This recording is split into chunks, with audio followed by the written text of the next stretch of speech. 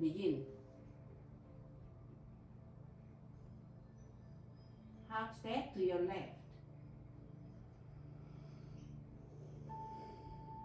Bring hands forward, up slowly, shoulder high. Press your hands down. Bend your knees a little bit. Weight transfer to your right foot. Bring your left foot in and carry a ball. Right hands on the top, left hand in the bottom. Let me show you from this way.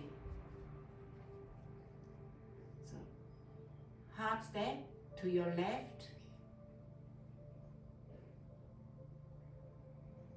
Bring hands forward, hands up slowly, shoulder high.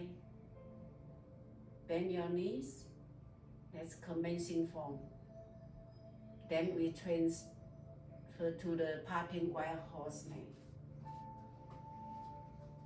Weight on your right, carry the ball. Okay. Step out, turn, separate your hands. Weight transfer to your back foot. Lift up your left toe.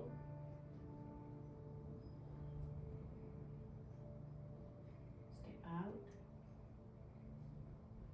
Separate your hands. Weight transfer back.